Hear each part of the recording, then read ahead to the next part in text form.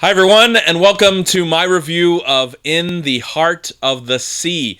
This is the brand new Ron Howard picture. He is one of my favorite filmmakers of all time, one of the best. Not only can he act, but he can direct some of the best films I've ever seen in my entire life, whether they're masterpieces, great, or just good. And honestly, he's only disappointed me once that I can think of in his entire career when it comes to this great filmmaker. And I was really excited to see this new film. I was sad and worried that it got pushed from April to now December.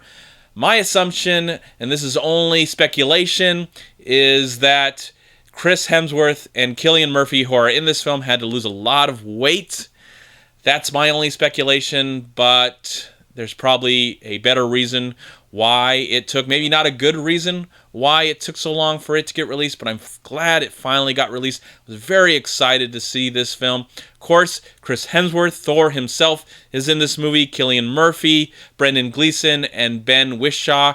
There are some actresses in this movie. One of the actresses is Mommy Stark from Game of Thrones. I can't remember what her name is, and I apologize for that. Well, I'm just going to say her name. Her name is Michelle Fairley. I want to say that. Michelle Fairley.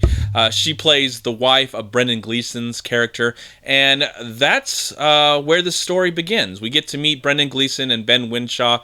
Brendan Gleeson, it's the 1850s, and he is kind of shied away from his society, his character, as we get to meet him when he's visited by Ben Winshaw's character, who plays the author of Moby Dick, and he's inspired to tell this story, this true account that would inspire his character's great novel, Moby Dick.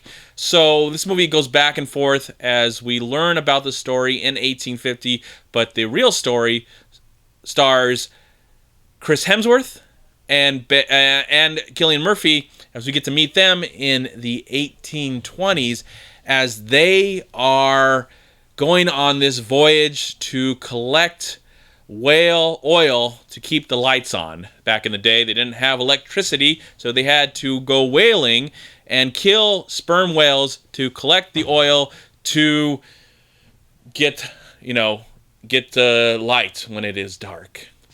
So a lot of stuff going on in this movie, and again, I was very excited, but I was quite worried as well because reviews are quite negative, even though I don't know why they were negative from the critics, because I tried to stay away from what the critics were saying about this film, even though I did know my friends who are critics for We Love Film. I did know because on the podcast they had shared their opinions, so I had an idea of what they had to say. And as someone who shares opinions, I am fine with someone who has a different opinion about this movie, because I have a different opinion about this film than the majority. Because I, in the minority of this movie, think this film was a great film. It was completely entertaining and engaging from beginning to end. It had a great flow to it, great pacing. I enjoyed the acting all around, especially Brendan Gleeson. He was the best actor in the entire film, and I think the rest of the cast is really great. A lot of unknowns that I've seen in other films, but don't know them specifically by name.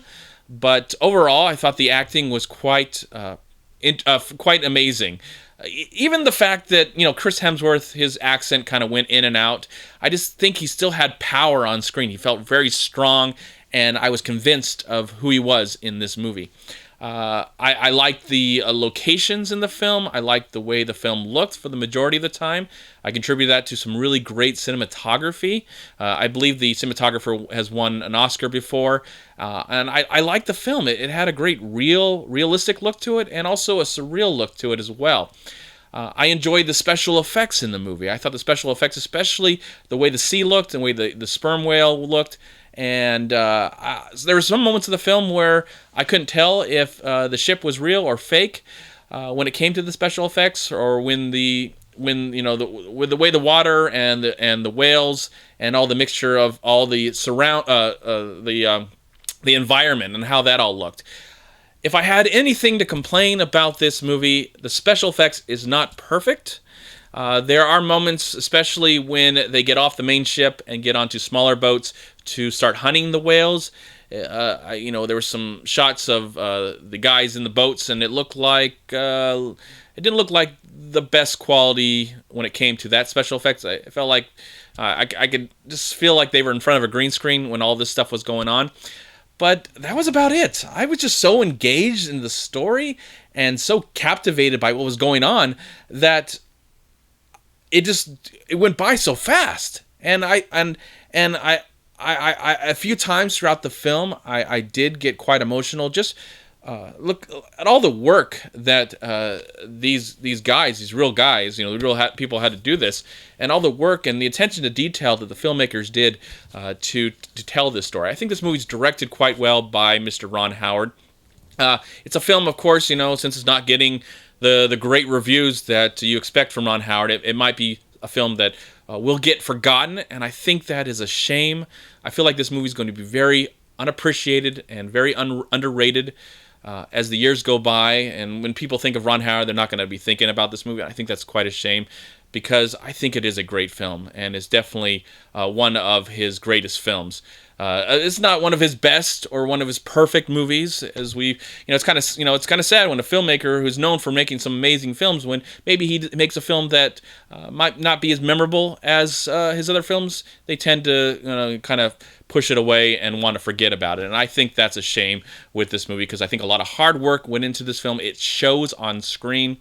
I would say I created the most emotional connection to the Brendan Gleeson character. I felt for him and what he had to go through. I believed that what he was saying was true. And I like the connection it has to Moby Dick. It's such a classic tale. We kind of have an idea and we know about it. Even if we haven't read it, we kind of have an idea of what it's all about. And I like how this film kind of connected to that story. I appreciate what the cast went through to show the ranges of going through this ordeal. They look great, and then by the end of the movie, they're not looking so great. And I appreciate actors who actually go through that. I don't know if that's the smartest thing for their bodies, and I hope it doesn't cause them any pain in the future. I hope things were handled properly. But I appreciate that. It worked for Tom Hanks in Castaway, and I think it works really great here for Chris and Killian and the rest of the cast as we get to see them wither away. I really enjoyed this film. It was entertaining, and I see the problems that maybe some people are complaining about, but they didn't bother me at all, and I don't really care about them. I mean, I care about my friends' opinions, and I care about what other people say, because if I can share my opinion, they can share their opinion and have a totally different opinion. But those problems in the movie didn't bother me at all, or they didn't stick with me to upset my experience, because I was really into the film. I didn't see it in 3D or in IMAX, but I really enjoyed the sound. I enjoyed the costume and the production value, and I'm really looking forward to seeing if this movie holds up on Blu-ray, on my television at home. It might be a movie that's more of a theater experience. I'm really glad I saw it in the theater with some great sound. It just looked really, really good, and I think a lot of hard work went into the film. And I hope if it's not appreciated now, hopefully years from now, it will be appreciated in the future, because I thought it was great, and I was thoroughly entertained by it, and I enjoyed the experience of finally seeing it, even though it did take so long, which I'd be curious to find out, now that it's come out, will they share that information, or will they not? I'm guessing they're probably not going to share that information, but honestly, I just don't care, because I think the movie really worked. And sadly, it's probably going to go away very soon, since there's a big movie coming out this weekend.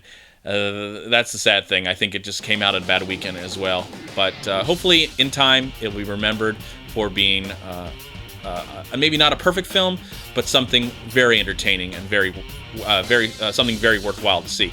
And for that, I am going to give In the Heart of the Sea, I'm going to give it 3.5 stars out of 4. Thank you so much for watching. Please like, comment, and share this video.